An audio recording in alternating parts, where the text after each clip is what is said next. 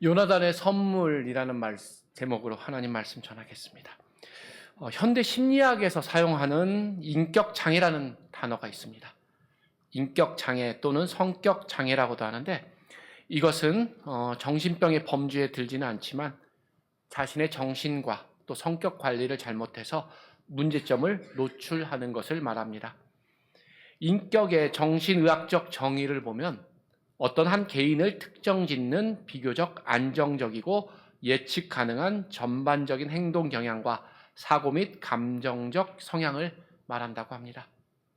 즉, 한 개인이 일반적인 상황 또는 특정한 상황에서 독특하지만 예측 가능한 감정과 생각을 가지고 전형적인 행동을 하는데, 이러한 것을 성격이라고 말합니다. 따라서 인격 장애란 그러한 성격의 경향이 보통 사람들보다 수준을 벗어나는 편향된 상태를 뜻하는 것이지요. 이들은 외형적으로는 아무 장애가 없습니다. 지식도 갖고 있고, 또 명예도 있고, 지위도 있고, 기술도 있고, 돈도 있고, 건강도 가지고 있지요. 그러나 인격과 공동체성에 문제가 있습니다. 이들은 자신의 증상이 타인에게 어떤 영향을 주는지 인식하지 못하기 때문에 병이 인지가 안 되어 치료를 받으려 하지 않습니다. 그래서 이 병은 가장 치료하기 힘든 난치병이라고도 합니다. 왜냐하면 대개 자신만이 옳다고 생각하는 그런 교만 때문에 생기는 것이고, 또 교만하여서 스스로 병을 잘 인정하지 않기 때문이라고 합니다. 그렇다면 어떤 사람들이 인격 장애자일까요? 사실 모든 사람이, 저 포함해서 여러분 모든 사람이 인격 장애자라고도 할 수 있습니다. 태초에 아담이 범죄하여서 하나님의 영을 잃어버리면서부터 모든 사람들은 부분적으로 다 인격 장애자의 모습을 가지게 된 것이지요. 다만 사람마다 경중의 차이가 있을 뿐입니다. 인격 장애를 가진 사람에게는 공통적인 증상이 있다고 합니다.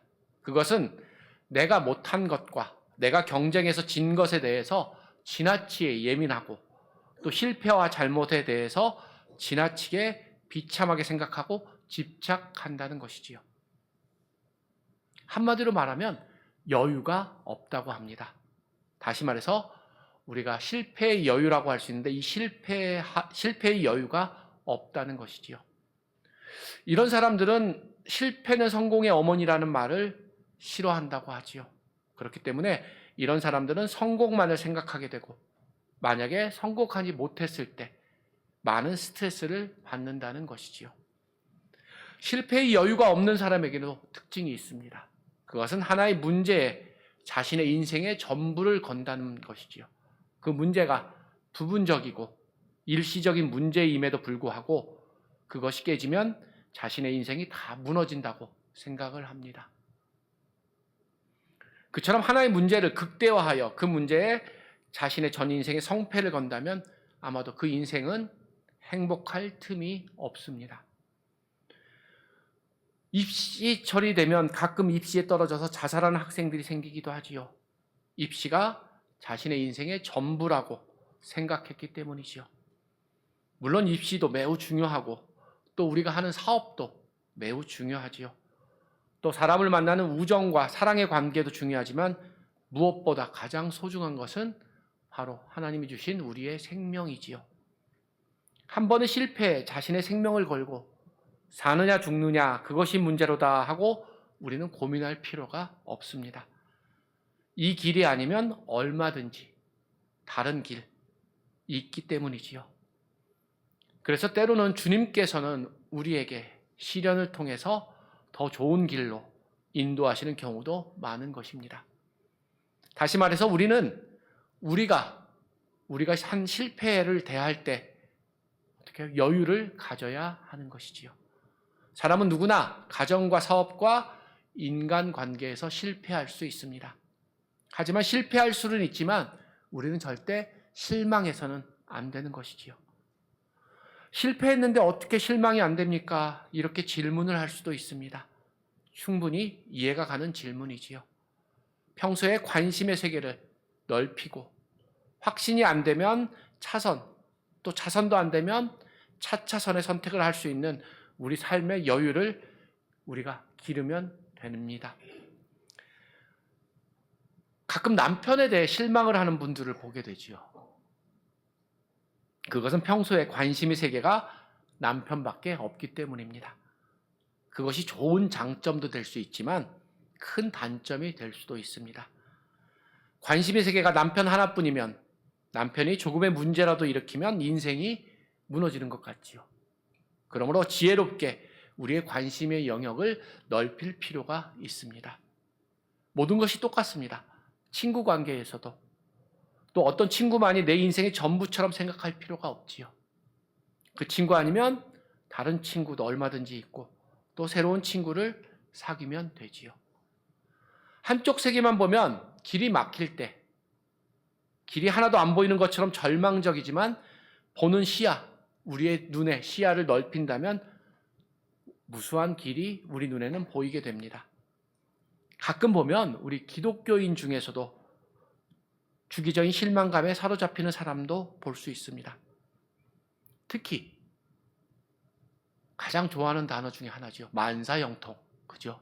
요셉이 만사형통 된 사람이었지만 이 만사형통을 우리 기독교의 진리로 생각하면 실망할 수밖에 없습니다. 만사형통만을 생각하고 그것만 배운 사람은 일이 잘못될 때마다 그 잘못에 몰입하며 결국 하나님을 원망하게 되지요. 하나님 너무하십니다. 하나님 불공평합니다. 왜 김집사 기도는 응답해 주시고 제 기도는 응답도 안 해주시고 나에게 축복도 주시지 않습니까? 그러다가 어떻게 됩니까? 죄책감에 빠지지요. 내가 죄가 많아서 그렇구나 하고 자책을 하지요. 물론 자신의 죄를 인정하고 눈물로 회개하면 더없이 좋을 것입니다. 그렇게 자책하면서 절망에 빠지면 문제가 크게 발생되게 되지요. 그래서 우리는 만사형통을 바라지 말아야 합니다. 기본적으로 만사형통을 복이라고 생각하는 것이 잘못된 생각이고 틀린 것입니다. 그리고 만사형통이란 인류 역사상 제가 생각하기에는 이 지구상에는 존재하지 않습니다. 그처럼 있지도 않은 것을 찾으니 그것이 바로 우리 인간에게 바로 인간의 욕심이고 탐욕일 것입니다. 성공이란 많은 실패를 겪은 뒤에 오는 것이지요. 그러므로 우리는 실패의 여유를 길러야 합니다. 결국 그것이 믿음입니다. 그 믿음을 가지고 어떤 시련이 닥치더라도 우리는 내일의 소망을 가져야 하지요. 잠언서 24장 16절 말씀에 대저 의인은 7번 넘어질지라도 다시 일어나려니와 악인은 재앙으로 말미암아 엎드러지느니라. 아멘. 성경이 말씀하시죠. 의인도 넘어진다고 합니다. 7번씩이나 넘어진다고 하지요. 그러나 중요한 것은 의인은 다시 일어난다는 것입니다. 누구를 의지하고요? 바로 우리 주님을 의지하고 일어난다는 것이지요. 오늘 본문 말씀은 다윗이 사울을 피해서 끊임없이 도피하는 과정에서 벌어진 일입니다. 어느 날 다윗은 자신을 죽이려는 사울왕을 피해서 광야 황무지 수풀에 숨어 있었습니다. 그때 사울의 아들이자 다윗의 친구인 요나단이 그 수풀로 다윗을 찾아와 그를 위로해 주었습니다. 사울왕을 피해서 어려운 도피 생활에서 요나단의 위로는 다윗에게 큰 힘이 되었습니다. 그때 요나단은 다윗에게 3가지 선물을 주게 됩니다. 그런데 그 선물은 눈에 띄는 것이 아니라 눈에 보이는 것이 아니었지요. 오늘 본문에 요나단이 다윗에게 준 선물은 요나단이 다윗을 위로하며 해준 말입니다. 첫째로 하나님을 힘있게 의지하게 했습니다. 16절 말씀에 그에게 하나님을 힘있게 의지하게 하였는데 라고 우리 성경은 말씀하지요. 두 번째로 안전, 다윗의 목숨에 대한 것이죠. 안전에 관한 확신을 주었는데 17절 상반절에 보면 두려워하지 말라. 내 아버지 사울의 손이 내게 미치지 못할 것이요 라고 합니다. 그리고 세 번째로 내일의 희망을 가지게 했는데 17절 하반절에 너는 이스라엘 왕이 되고 나는 내 다음이 될 것을 내 아버지 사울도 안다라고 말을 합니다. 요나단이 다윗에게 준 이 세 가지 선물은 바로 주님이 오늘날 우리에게 주시고자 하시는 똑같은 선물인 것입니다. 하나님은 지금도 우리에게 말씀하시고 계십니다. 우리의 인생살이가 힘들 때, 우리의 삶이 고통스러울 때 우리에게 가장 필요한 것이 바로 이 하나님의 음성이지요. 우리 영상을 보면서 저를 따라 큰 소리로 한번 외쳐보시기 바랍니다. 하나님을 힘있게 의지하라. 하나님이 지켜주신다는 것을 확신하라. 내일의 희망을 가지라. 아멘. 요나단이 다윗에게 제일 먼저 이렇게 세 가지를 말씀해 줬는데 제일 먼저 한 말이 뭡니까? 하나님을 힘있게 의지하라라고 위로합니다. 우리 16절 말씀 영상으로 같이 읽겠습니다. 16절입니다. 사울의 아들 요나단이 일어나 숲으로 들어가서 다윗에게 이르러 그에게 하나님을 힘있게 의지하게 하였는데. 아멘. 여러분들은 하나님을 의지하시지요? 여러분들 하나님을 어떻게 의지하고 계십니까? 우리는 하나님을 의지할 때 대충 의지하지 마시고 우리의 뜻과 힘과 정성과 우리의 목숨을 다해서 의지해야 합니다. 믿음은 또 다른 믿음을 낳습니다. 그런 믿음의 성장을 우리가 경험하다 보면 보편적으로 믿음이 체질화가 됩니다. 그런 믿음이 몸에 배어 있다는 것은 삶에서 아주 중요한 행복의 요건이 되지요. 그러므로 믿음이 있는 곳은 어디든지 천국이 되는 것입니다. 정신질환 중에 의부증과 의처증이 있지요. 많이 들어보셨을 겁니다. 이 증상은 정상적인 배우자를 놓고 불륜을 저질렀다고 생각하는데 그 의심하는 정도가 거의 신앙 수준이지요. 이 병도 인격장애처럼 치료가 아주 어렵습니다. 왜냐하면 환자가 자신의 병을 절대로 인정하지 않고 배우자를 의심하는 것 외에는 모든 것이 다 정상이기 때문입니다. 그래서 이 병은 배우자에게는 아주 골치 아픈 병의 정도를 넘어서 속된 말로 골 때리는 병이지요. 통계적으로 100명 중에 2~3명이 이런 증상을 보이는데 주로 35세에서 55세 사이에 발생한다고 합니다. 성격적으로는 아주 까다롭고 또 머리가 너무 좋아서 아주 깊이 생각하는 경우이고 또 지나치게 기억력이 좋고 남의 행동에 대해서 예민하고 실수나 잘못을 잘 알지 못하는 성격의 소유자들 중에 이런 병이 많다고 합니다. 여자의 경우에는 질투심이 많고 독점욕이 강한 사람 중에 많고 또한 심리적으로는 배우자에 대한 열등감에서 나타난다고 합니다. 특히 억압적이거나 편집증적인 부모와 자녀들이 잘못 맛을 찾는 부모 밑에서 자라면서 믿음을 배우지 못한 사람 중에 이런 병이 많이 생긴다고 하지요. 사실 우리가 믿지 못하는 것처럼 괴로운 일은 없습니다. 부부 사이나 또 친구 사이에서 서로를 믿지 못한다면 우리는 많이 불편하지요. 그러나 서로를 믿는다면 우리의 마음은 편해지지요. 남편을 전적으로 믿는 아내는 남편이 밤늦게 올수록 사랑의 온도가 올라간다고 하지요. 왜 그럴까요? 처음에는 진심으로 남편을 위하는 늦으니까 걱정을 하지요. 그러다가 남편이 집에 돌아오면 얼굴이 환해지고 또 남편을 사랑하는 마음이 더욱 커지게 됩니다. 반면에 남편을 믿지 못하는 아내는 엉뚱한 상상을 하면서 의심의 온도계가 올라가지요.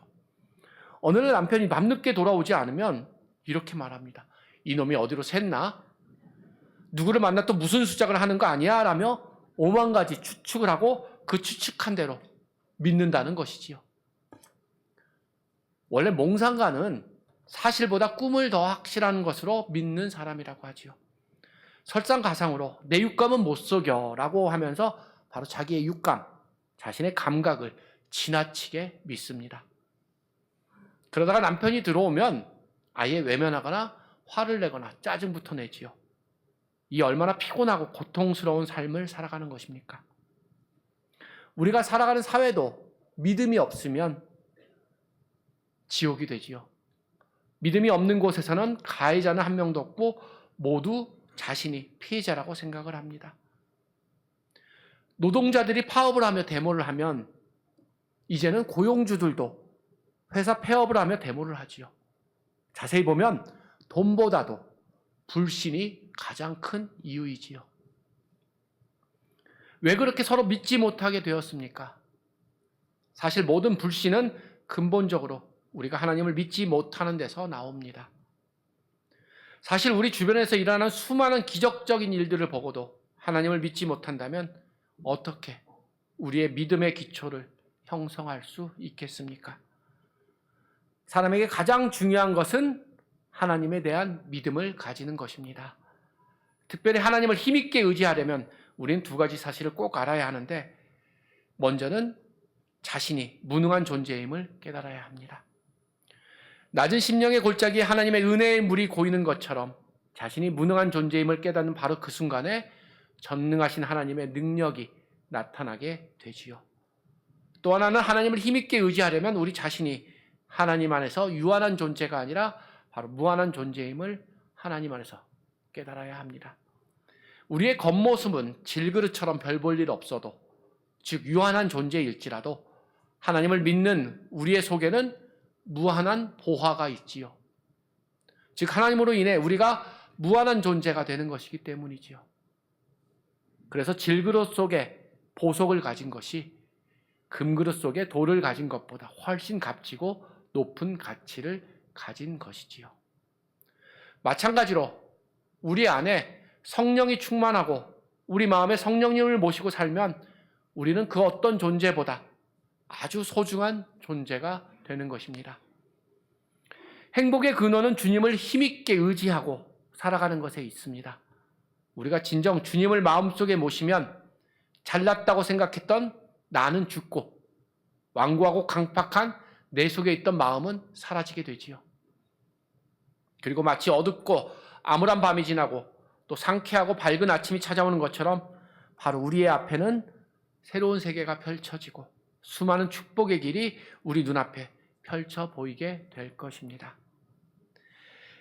요나단이 준 두 번째 선물은 무엇이었습니까? 우리 영상으로 23장 17절 상반절 말씀 같이 읽겠습니다. 시작. 곧 요나단이 그에게 이르기를 두려워하지 말라. 내 아버지 사울의 손이 내게 미치지 못할 것이요. 아멘.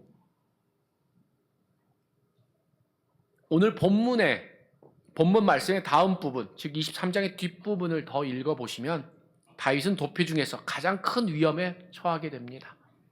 즉 십광야에 살던 사람들의 고자질로 사울의 손에 잡힐 처지가 되게 되지요. 그렇게 위급한 순간에 하나님이 역사하십니다. 바로 블레셋 사람들을 통해서 이스라엘을 침공하게 만듭니다. 자기 나라가 침공당하니 사울 왕이 어떻습니까? 다윗을 쫓던 것을 뒤로 하고 바로 블레셋을 막으려 돌아가게 되지요.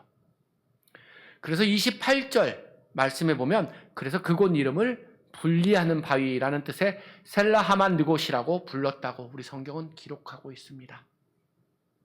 하나님은 위기의 순간에 우리를 지켜주시는 셀라하만 느곳의 하나님이신 것이지요. 우리를 고난과 고통에서 바로 분리하시는 하나님이신 것입니다.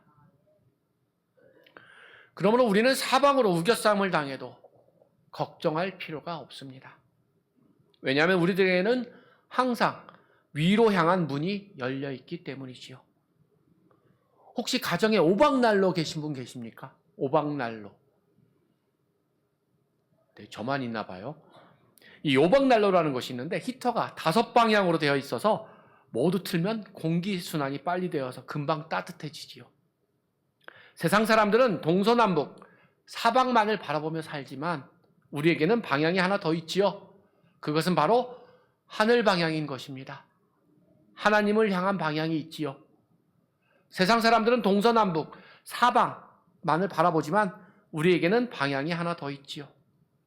세상 사람들은 3차원의 세계에 살지만 우리들은 또 다른 하나님의 차원을 가지고 살고 있습니다. 그러므로 하나님을 아버지로 가진 우리는 어떠한 상황도 두려워할 것이 없습니다. 왜냐하면 전능하신 하나님의 능력이 바로 우리에게 임하기 때문입니다. 우리에게 하나님의 능력이 임하고 하나님의 능력이 우리 삶 전반에 걸치면 우리는 어떠한 상황도 극복할 수 있다는 말이지요. 제가 UPDTS라는 은평 사명자 학교를 다닐 때 강의를 하러 오신 선교사님의 간증 이야기입니다. 이 선교사님은 아내와 초등학교 다니는 아이 둘이 있었는데 선교지를 두고 기도하는 중에 뉴질랜드로 가라는 음성을 들었다고 합니다.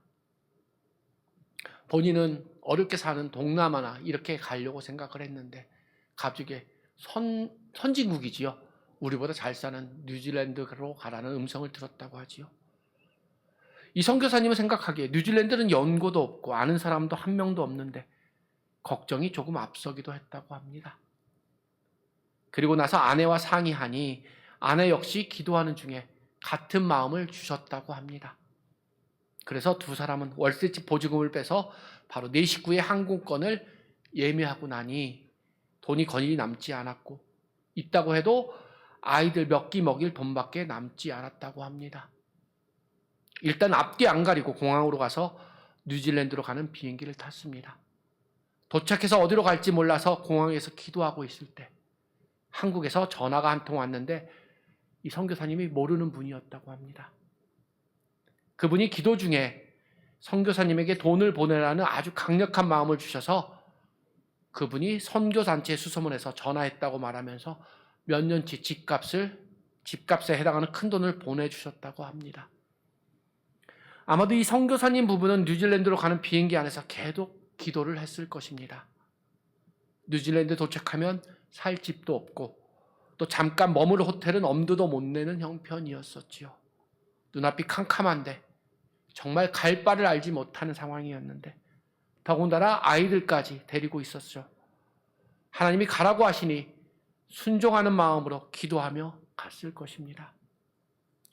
이처럼 우리가 하나님을 붙들고 최선을 다해 헌신하며 살면 아무리 힘든 상황 중에서도 하나님은 길을 열어주시고 피로를 채워주시는 하나님의 기적적인 은혜를 체험하게 되는 것입니다. 계속해서 우리 영상으로 23장 17절 하반절 말씀 같이 읽겠습니다. 시작. 너는 이스라엘 왕이 되고 나는 내 다음이 될 것을 내 아버지 사울도 안다 하니라. 아멘. 요나단이 말하기를 다윗 네가 먼저 왕이 되어야 한다는 것을 내 아버지 사울 왕도 안다고 말합니다. 이 말은 도망자인 다윗의 마음에 바로 소망을 불러일으켰습니다. 그래서 마지막으로 요나단이 다윗에게 한 약속이 내일의 희망을 가져라라는 것이지요. 아무리 내 자신을 둘러보아도 우리는 부족한 것이 많습니다. 그렇지만 살아계신 하나님을 우리가 믿기 때문에 우리는 소망을 가져야 합니다. 내일의 우리는 다윗보다 더 복된 존재가 될 수 있다는 넘치는 희망이 우리 마음에는 있어야 합니다. 그 소망이 있다면 어떤 두려움을 당해도 어떤 어려움을 당해도 바로 우리는 낙심하지 않고 절망하지 않게 될 것입니다. 예전에는 사람의 성공에 IQ가 매우 중요하다고 했습니다. 그런데 얼마 전까지는 EQ가 중요하다고 했죠. EQ. 뭔지 아시죠? 감성지수입니다. EQ가 중요한 성공의 요소라고 했죠. 그런데 요즘에 들어서는 가장 중요한 성공의 요소를 AQ, 역경지수라고 한다고 합니다. 즉 어려운 일들을 잘 극복하는 사람이 결국 성공한다는 이야기지요. 지금 현대인들은 예전 사람들보다 아주 훨씬 잘 살고 있지요. 그런데도 절망 가운데 사는 사람들이 많아지고 있다고 합니다. 무엇이 문제일까요? 바로 상대적인 박탈감이라는 것이 문제라고 합니다. 살다 보면 이 상대적 박탈감은 있지만 그 상대적 박탈감을 이길 수 있어야 한다고 하지요. 바보처럼 항상 남만 탓하는 것은, 다른 사람만 탓하는 것은 바로 우리 자신의 어리석음과 나태함을 증폭시킬 뿐입니다. 사람들은 가끔 어려울 때 주위 사람들에 대한 배신감을 토로하기도 합니다. 그래서 우리는 주위에서 흔히 이런 소리를 듣기도 합니다. 형제도 소용없어, 친구도 소용없어, 자식도 소용없어, 교회도 소용없어. 이런 말씀 하시지요? 자식도 소용없어. 특히 이 말씀 안 하시는 분 할렐루야입니다.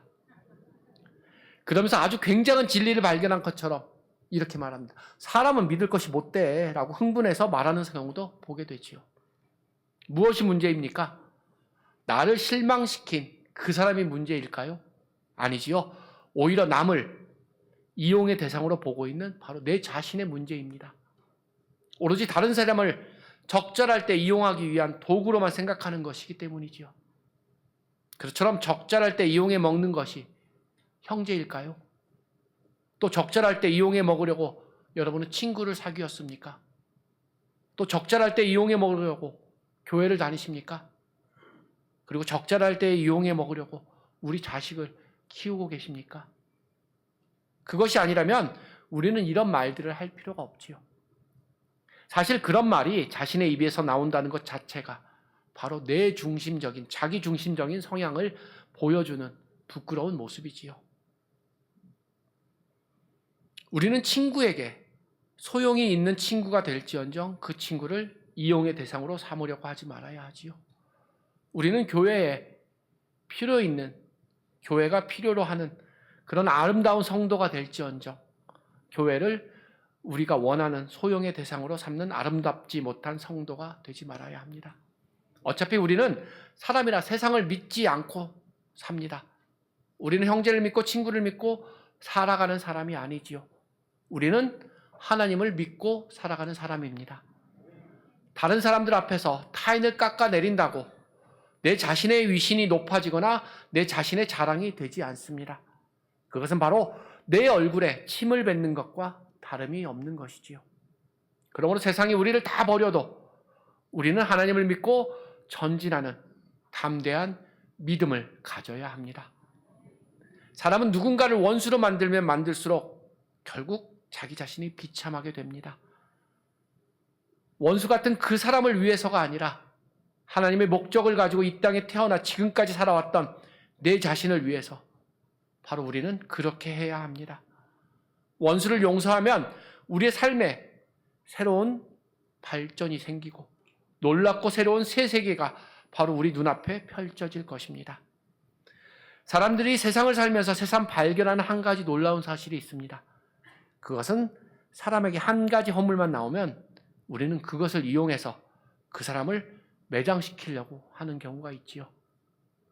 그 사람에게 99가지 가지의 착한 것, 좋은 것이 있었음에도 불구하고 한 가지 때문에 그 사람을 매장시키려는 사람은 정말로 불행한 사람일 것입니다. 이처럼 사람은 참 무섭습니다. 99가지의 장점이 있어도 한 가지가 잘못되면 그것으로 끝내버리려고 하지요. 그러나 우리 하나님은 그렇지 않으십니다. 하나님은 우리에게 99가지 실수가 있음에도 불구하고 우리의 한 가지 장점을 보시고 바로 99가지 실수를 사랑으로 덮으시고 우리를 용서해 주시지요. 우리는 다른 사람에 대한 기대를 너무 쉽게 포기하지 말아야 합니다. 다른 사람에게 한 가지 실수가 있어도 그 나머지 장점을 우리는 볼 수 있어야 하지요. 어떤 상황에서도 하나님의 선한 섭리를 믿고 더욱더 하나님을 찾으면 하나님은 반드시 더 나은 새로운 길을 우리 눈앞에 열어주실 것입니다. 우리는 행복의 원인이 사람에게 또는 이 세상에 있다는 환상을 버려야 합니다. 행복의 원인은 오직 하나님에게만 있을 뿐입니다. 그러므로 우리가 세상적으로 무엇을 잃어버려도 너무 절망할 필요가 없습니다. 사실 무엇인가를 잃어버리고 그 상황을 극복해서 성공한 사람들도 많이 있기 때문이지요. 물론 무엇인가 일이 안 풀리고 큰 고통을 당하면 우리의 마음은 힘들고 상실감도 매우 커집니다. 그러나 우리에게는 아주 중요한 것이 남아 있습니다. 모든 것을 다 잃어버렸다 하더라도 바로 우리 마음에 하나님은 살아계십니다. 여전히 하나님은 내 등 뒤에서 나를 받쳐주시고 나를 밀어주시고 계시지요. 나에게 남은 가장 중요한 것은 감사하게도 하나님을 믿는 믿음이 나의 마음에 있다는 것입니다. 또한 그 믿음을 가진 내 소중한 생명은 남아있지요. 그렇다면 아직 더 중요한 것이 남아있는 셈입니다. 그렇다면 우리에게는 무엇이 남아있을까요? 희망이 남게 됩니다. 우리는 어떠한 경우에도 내일에 희망이 없다라고 탄식하지 말아야 합니다.